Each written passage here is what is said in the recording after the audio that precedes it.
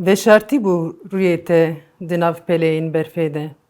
Dema ji asîman dihate xwarê li bin barîna berfê zîz dibûm. Bi destekî vegirtî û bi çavên girtî min rûyê xwe dida ber. Di kîjan de veşartî bûyî tu bê zanîn li dû direviyam. Li dû barîna her peleyên berfa sor diketim xwarê. Bi rabûn û ketina xwe min rûyekî perçêkirî dît li ber xwe. Kîjan peleyên berfa sar bû çîroka te ji min veşart û negihîştim dawiya mirina çîroka te. Kulm bi kul min berf kom kir ku rûyê te bicebilînim û wêneyên te xêz bikim. Li ser kenên te yên gul berfîn disekinîm, min nedikarî kenê te xêz bikim. Cemidî bû li ser lêvên te yên mi çiqî û pê re ez jî bi taya sar diketim. Li dû te ez jî dibûm sarmijek bi ser berfa helandî diketim. Belê temaşevanên hêja wê ji hezên delal ev dem û her dema we xweş be û dilê we geş be. Em careke din bernameya xwe ya bîra wê jê bi hev rene. Em îro jî li paytexta Dilan, li bajarê qedîm, li ser bajarê çand û hunera Kurdî Amedê ne. Mêvana me ya îro helbeskara hêja û delal Zozan Gulan e. Em ê li gel Zozan Gulan bi hev re xwe berdin bîra wêjeyê, bîra helbestê, bîra jiyanê. Em ê hem derbarê kar û xebatên Zozanê yên kurdewar û kar û xebatên wê hilberandinê de derbarê berhemên wê de hem jî têkiliya di navbera jin, jiyan û helbest û wêjeyê de fikr û ramanên xwe were par vebikin.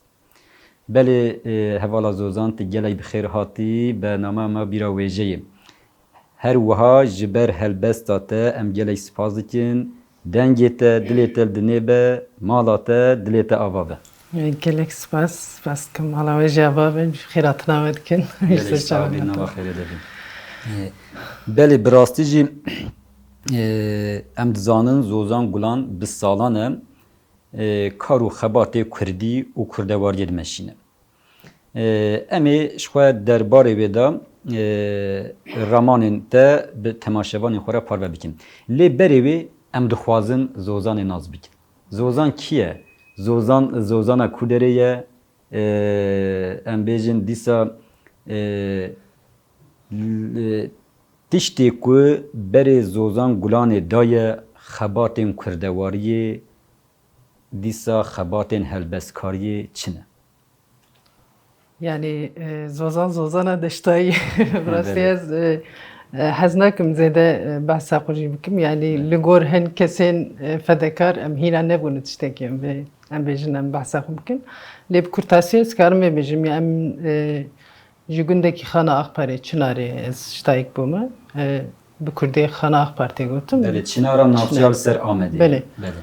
Ji wir em ji dayek bûne bi zarotiya xwe jî yani heta ciwaniya xwe jî em karim bêjin ez li gund mezin bûm. û niha jî em li Amedê ne. Mezin ji dayîkbûna te ya li gundekî Çinara Amedê. Her di heman demê de mezinbûna te ya li wê derê. Bandûreke çawa li ser kesete te ya kurdewar kir. Jiyana gund, dayîkê te, em bêjin nişte cihên gund, çanda gundewarî.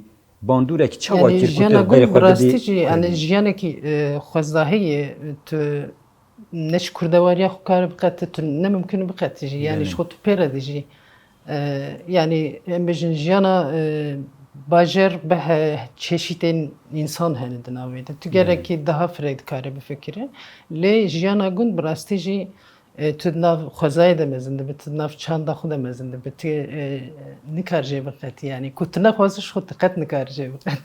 Bêguman ew jî bandûrekê dike ku mirov li gor wê teşe bigire. Tabii helbet. Li bin bandûra wê çandê bimîne û ew jî xwe di kesete mirov de di jiyana mirov ya pêş de dide der.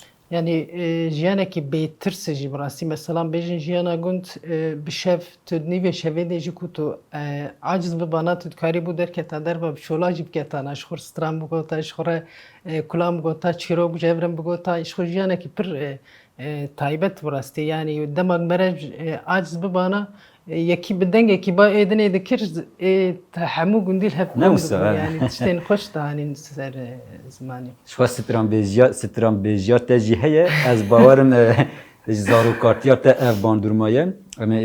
Em ê di vê bername xwe de stranê jî te bidin gotin. Vallahi ji tir tu şansî.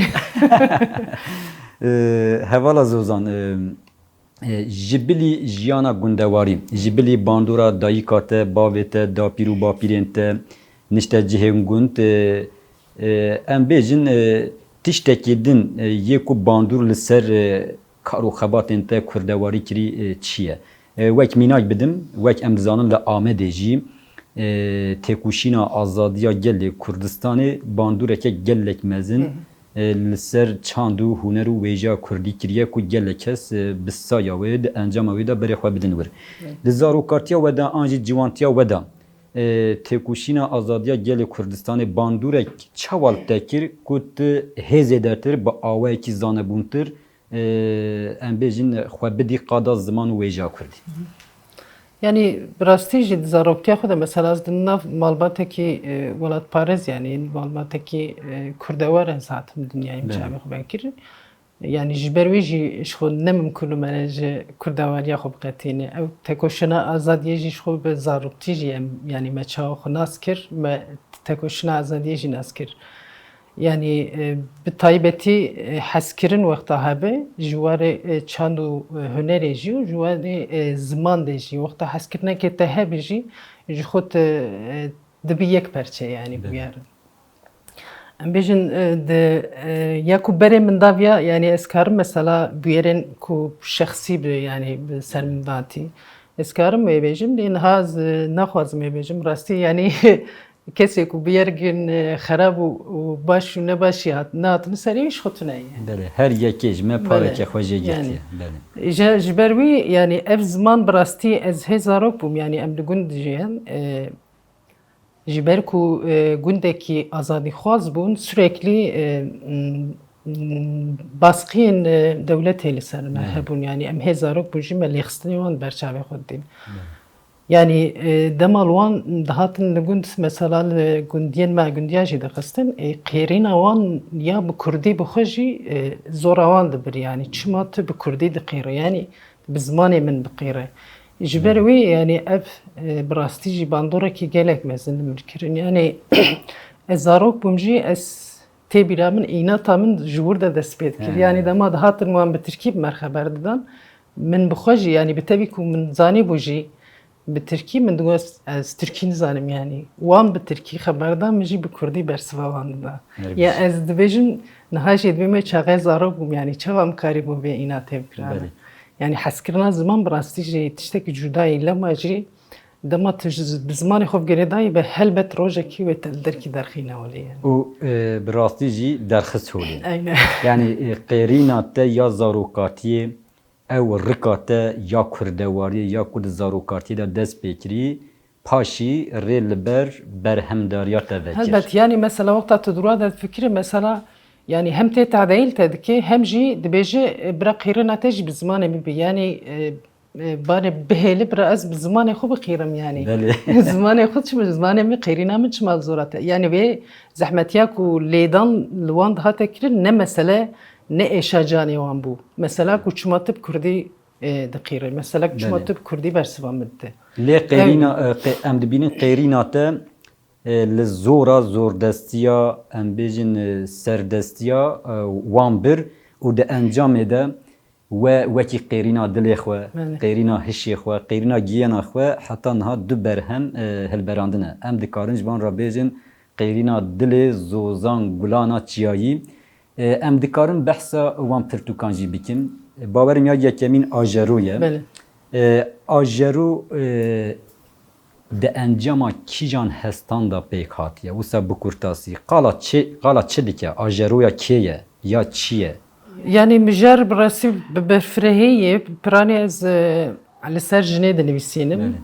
Ji ber ku min li ber çavê xwe bi rastî jî gelek zehmetiyên ku jin dikişînin di jiyanê de min diyî yani li ber çavê xwe min diyî ji ber wî jî yani ez nenivîsînim ez rahat nabim. Em dikarin bir hetî bêjin ajero قیرین و هاوار و سرهلدان و راپرینا دل جنکی جبوی همو جنین آزادی خواست و همو ام بیجن مروف و گلین بندسته و پیشتی ویجی دی ساته خناوا آوران نویسیه خناوا آورین کیه اف خناو çava xwe der. Yani xunava awra brastî tiştekî kûr ji bo min ji ber ku ez hem xunavê ez gelek hez dikim ji xwezayî jî ez gelek hez dikim ji ber wî jî ez jinê û xwezayî ez brastî pir dişibînim her du. Yani xunava awran mesela em bêjin ki xunava wek rûyê însan ez min şivandî wek rûyê însan mesela em bêjin dema însan hebe ji şermînekî خوشی رویوی خویدانده ده اوجد بخونا وکی وک خوزایی ام بیشن تعدایی کی لی به اوجد بخوزایی کی ام بیشن اوینا کشو خورتین جوان اوجد مات که اوینا اوینه کی یعنی خونا وکی ور خوش یعنی رویوانده ده او خونا شوان دی خونا و او خونا ده انجام خدا ام بیشن براستی جی وجنه کی انرژی کی دده آخه و پاشی دبه سدم کو گلک تشت روی آخه داشتیم ببین و ام او هلبستین تا یه کد انجاما و خناوه داشتیم بونه ام دخوازن یکی جوان دیسا گوداری بیکن و وقت تگو قیرین هلبستین من قیرینا دلی منن ام دخوازن تا دیسا قیرینه که دلی خواه بردی دلی تماشوانین من کرم که بلورا شوین خوگر بون به دسته من دگرتن و از به سر سوتا بلوروانه کی شف در و کل بیج و دبرم دقلقلی ملبر چرینا قانز و قلنگان بای گوزا بهاره کی هار هلما چیروکین قومی قومان لبسکی پوری من دگوزاند چابی من لطاریا شوید لکمی نخیری بیوی هنگاوی بوم نجی هینی وید بوم یا من لشوید گراند چی بو نبکو او از بوم یا کو لیوی بلورفان دشوتاند نبکو او از بوم یا کو لیوی بلورفان دشوتاند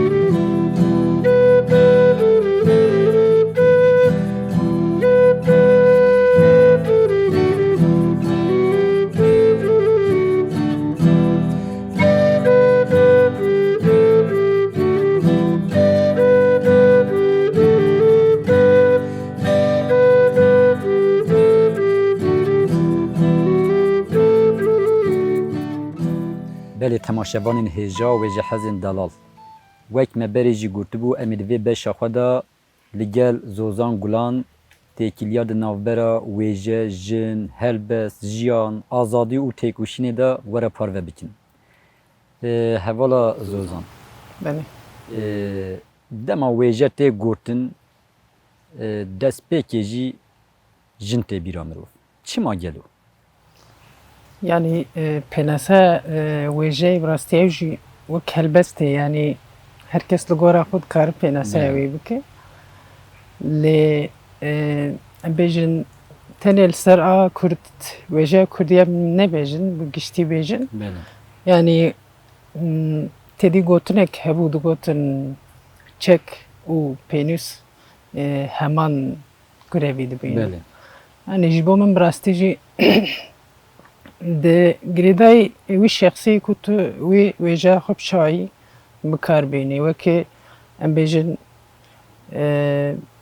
باشیاوی بکار بینی و که کالیته وی چای بکار بینی جبر کالیته وی یعنی تو کار مثلا بیشن هنه که ادبیات ده خبر آجی دادن ل همبری هن نتویندنین دوی شکلی داشتی ده ادبیات خود بجهتینن یعنی مرد کاره وک چکی کیجی بکار بینی جبو خو یعنی شد. بله حوالا زوزان دما ویجت گوتن وکی گلک قادان دیسا جنت بیرامروف.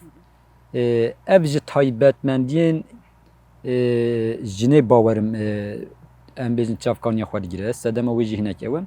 گلو اف تایبت مندین جنه چینه کو دقادا ویژه ده جی چه هلبز به چه ام بیجن ویژه دفکی به یا به هزاران سالا به ام بیجن کو جنه پیشنگیتیا وکریه Yani seri de oktan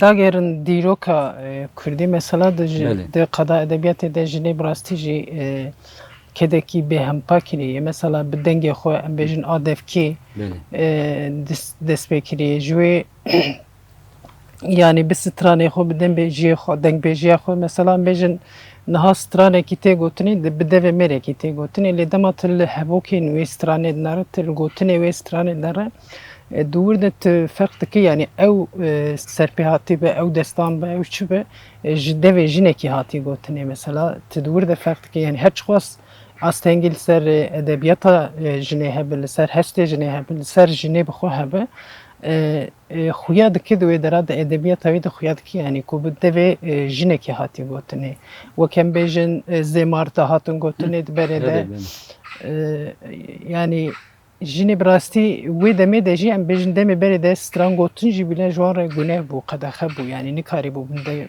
be denge xwe tişkî bu gotana la ma ji be pirani em bejin jine de şina de zemar Evet. gotin ser yani wexta em bejin tidwê dera da bifikir jin de çû li wê dera ne tenê de çû şînê de çû şîna xwe jî mesela li wê dera dikir ew zemarê digotin pê dilê xwe vala dikirin di wê derê yani بله لو یا ماشین مرو سرگرم. دکاره بیجه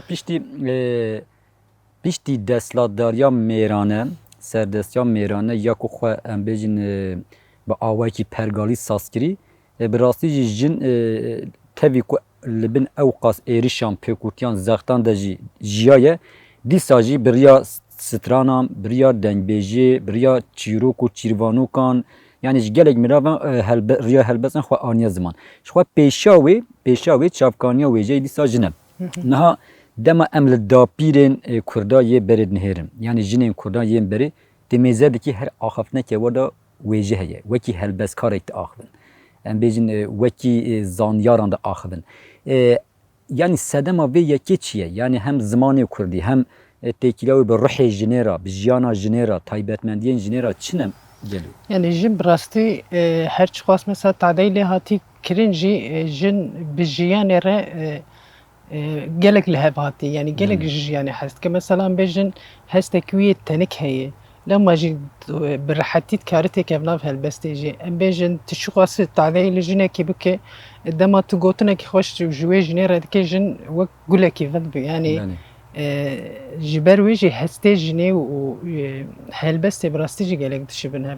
Lê helbet di helbestê de em bêjin helbesta mêranî de yani dibû ku tê de benivîsandinê jî yani ne ew jî mesela li ser xweşibûna jinê tê nivîsandinê tiştekî xwezahiyê tiştekî pîrozî bi rastî jî lema xweş bi rehetî dikarî têkev nav helbestê yani. Em bêjin li ser xweşibûna wî li ser bedewiya wî li ser keziyê wî dibêje lê ya jinê tu wexta dema bala xwe Yani mêr hinekî di wê mijarê de hûn dibêjin tu dibêjî zayentperestiye dike. yani wekî alav û amûrek bikaşîne.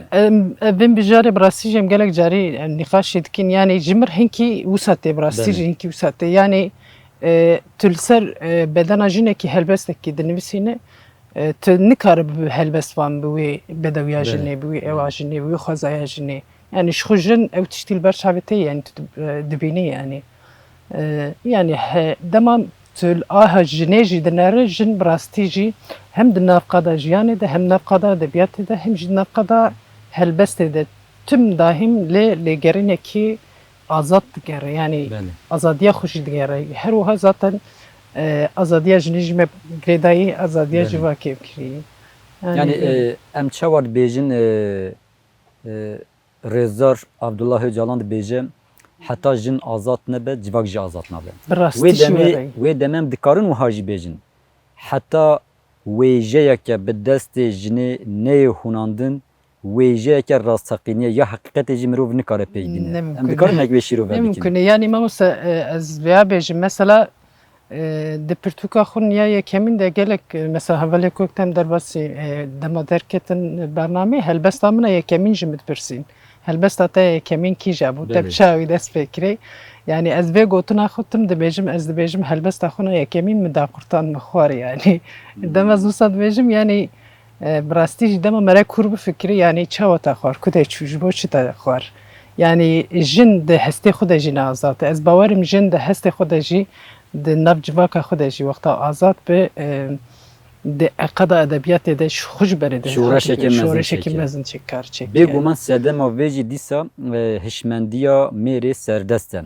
Em îro dîsa dema li qada wêjeyê nihêrin hişmendiya mêrê serdest bandûreke çawa ya neyînî dike ku em bêjin pêşê li jinê bigire di heman demê de em bêjin taybetî li gel têkoşîna azadiya gelê Kurdistanê ya va 5 salan jinê di qada wêjeyê de jî pêngaveke çawa havêtiye li dijî keleh û qesrên wêjekariya mêrê serdest. Yani ez bi rastî jî di zarokbûna xwe de dengê eşeşanê ketibû guhê min ew dengê wî bi rastî jî pir bandorê li min kir yani dengekî bi taybetî dengê jina Kurd bi rastî jî wexta dikeve guhê mere dikare hezar tiştî jê derxîne ev bandora ku dengê eşeşanê li ser min kir ez derewçîn dernexistim yani ez ser jiyana wî sekinî min jiyana wî ser ew kir yani êşa ku ji ber malbata xweşandiyê serdestiya ku civakê li ser kirî ji ber wî werhasil ev dibe wek êşekî dikeve bedena wî jinê yani piştî ez vê jinê yani li ber çavê xwe bûye bibînim ku kedek wîsta dayê û mirina xwe dayê li ber çavê xwe yani çima ez jî wek wê jinê nekim yani bi rastî jî demek mere li dovan tişta her ez bawerim mere bi rastiya xwe jî tê de bibîne yani. Aynı yê wêjeyeke pir dewlemend jî bafirînim. Madem wisa em destûra we destûra te eger tu jî bêjî erê em di şexsê eşeşana ku di heman demê de mirov dikare wekî wêjekarê jî bi nav bike helbesteke te diyarî wê bikin û hemû jinên Kurd yên li dijî zilmê bi hunera xwe bi wêjeya xwe serê hildan. Di malzaroka bajarê min de ne kolan bi min re dikeniyan ne bajarê ku her sibeh zarok bi bafrokan direviyan li pêşiya min. Li kolana mirin li kenê zarokan hatibû xezebê û ez li welatekî wendahî digeriyam. Rastî birîna xwe dihatim ez li ber serê her kolanekî kemînekî nenas. Dengê mitralyozan di küçeyên şîngirtî de oğlan dida destekî min li ser devê min yêdin li ser guh. Di şevreşka bêguh de di qoncika kolanê tarî de çavê min li nêrînên çavan diketin. Ku li bin perdeya bi ser şevên talan kirî ve hatibû kişandin. Wêran bibû kolan di şewitî bajar. Roj bibûn hêsîrê şevan jiyan ketibû bixçika penaberiyê. Li ser pişta kal û pîran mêr û jin zar û zêç bi gavên xwe yê westiyayê ji min dûr diketin. Bi tena serê xwe dimam li ber serê sûra şer jêkirî. Nema dikarim xwe bikim ser jêre jî. Ne ew dikarî hêsirê çavê min ê qeşagirtî dawerivîne ser birînê xwe. Mala te ava, dilê te ava. Hevala zozan wekî em dizanin em bêjin lorînên dayîkên Kurd, zêmarên wa gelek helbestên ku ji ber xwe gotine bi rastî jî bûne mijara stran gotinê jî. Mirov dikare di navbera helbest û stranê de têkiliyeke çawa dayîne. Yani stranek bê helbest, bê wêje, bê jin dibe gelû. Yani helbet jin rengê jiyanê yê de herû wisa de qeda edebiyatê de jî dibe rengekî xweş. Yani stran mesela hevalkê wê rojê pirsî yani di gotinê stranê de mesela di hunera stranbêjiyê de stran mühim ji bo we denk mühimi an müzik mühimi. Yani em vakta berfrehi lebnerim rasti her tiş giriday hevdu yani. Stran tüne be, denk tüne be. Yani nikare xu tamam bakıcı ber. Veji yani de edebiyat edeci mesela stra vakta em bejin helbes ne nüvisandın kar be stranji. Stranak be edebiyata nekşandici nikare be straneki berfrehi teke dilê me jî yani girêdayê hevdûyî bi rastî jî yani jî Nava wan de hev ahengeke gelek xweşik bedew em bêjin kur û hûr heye. Şwe dema em lê dinhêrin gelek stranên bi rastî jî serkeftî ji helbestên serkeftî pêk tê. Yani helbest çiqas xwedî naverok be, çiqas xwedî wêjeyeke kur be, ew stran jî helbet hê baştir dibe, hê dewlementtir dibe, hê serkeftîtir dibe. divê wisa Em jê bijî yani dilê- tiştekî zor nibe zehmetiya wî tu nebe xweşiya wî jî tu neyê yani divê wisa Belê. bijî. Wek dawiyê yek du hevokan rista jinê ji bo wêjeyeke nû ji bo helbesteke nû ya ku azadiyê di nava xwe de dihewîne çi be yani têkiliya bîr û doz û ya jinê û navbera helbest û wêjeyê de mirov kare çawa bêje yek du hevokan. Yani wek niha jî me got bi rastî jî ev jina bi taybetî jina Kurd xwenaskirina xwe bi têkoşîna azadiyê naskirdir ji ber wê jî yani divê jina Kurd bi rastî jî qîmeta têkoşîna azadiyê bi rastî jî zanibe çünkü jina Kurd dûr de xwenaskir dûr de bi serket em bêjin edebiyat wêjeyê bi xis nav wêjeyê yani civakê ew civakê şikand ket nav wêjeyê yani ji ber wê jî bi rastî jî jina Kurd îro divê qîmeta têkoşînê gelek Bêguman jîna Kurd îro naveroka wêjeyê jî ya gelek celebên wêjeyê jî êdî diyar dike. yani mamosta dema tu helbesta jinê dibîne bi rastî jî ez wexta lê difikirim ew nexş û nîgarên bi destê dayîka dahatin nivîsandin ez dişibînim wî yani çawa estetîka wî çêdibû yani em bêjin berê li ser temîna neqş çêdikirin gul çêdikirin yani divê bi wî texlîtê bê nivîsandinê yani edebiyata ji destê jinê tê gotin. Belê hevala zozan te behsa eşeşanê jî kir wek em dizanin bi rastî jî straneke gelek baş gelek dewlement di heman demê de bîngeha xwe ji helbesteke dewlement û kur û xweşik digire. Wekî em dizanin tu jî stranbêjî di heman demê de ne ku tenê helbestan dibêjî stranan jî dibêjî ji ber wê çendê em dixwazin ku tu di şexsê eşeşanê de ji bo hemû hunermendên Kurd ê nemir ji bo dayîkên Kurd stranekê bi dilê xwe yê nazdar biherikînî dilê temaşevanên me yê hêja lê berê wê em dixwazin xatirê ji temaşevanên xwe bixwazin û herî dawiyê em ê girtinê bi tembûra te ya ku 25 sala li cem te ji ciwanta te maye bikin û bi strana te. Belê temaşevanên hêja wê ji hezên delal em îro careke din hatin dawiya bernameke xwe yadin. Mêvana me ya îro Zozan Gulan bû. Me li gel Zozan Gulanê xwe berda bîra wêjeyê, bîra dil û hişê we. û me careke din dît di navbera jin, wêje, helbest, jiyan, têkoşîn û azadiyê de rastî jî têkiliyeke rast de rast heye. Herî yek bandûrekî li yadin dike û çavkanî û sedemên hevdûne. Belê heta bernameyeke din bimînin di nava xêr û xweşiyê de. û wekî ku em her car dibêjin bê bîr nemînin, bê wêje nemînin, bê bîra wêjeyî nemînin.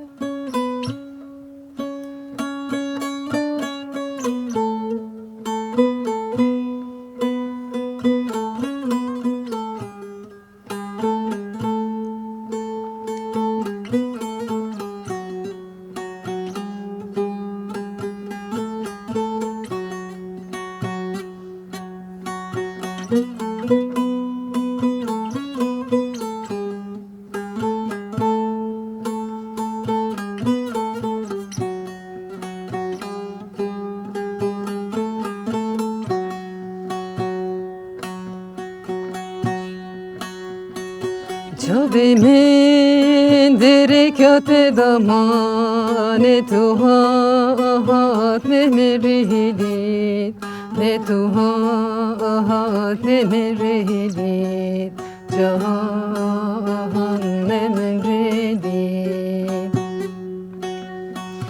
نوبت دلم دامان من گفت نه کسی بیست نه من گفت نه کسی بیست جهان نه کسی بیست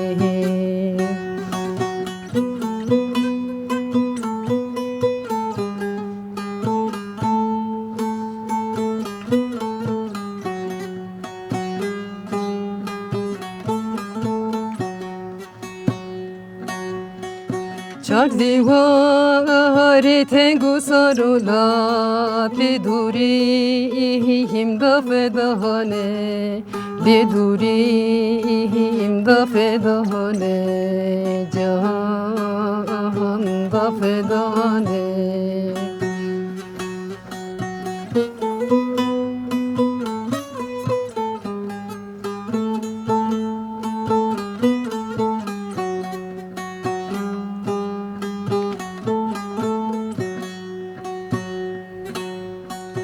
جی دریا دوست و یاران تنی زو درد خمانه تنی زو درد خمانه جهان تنی مانه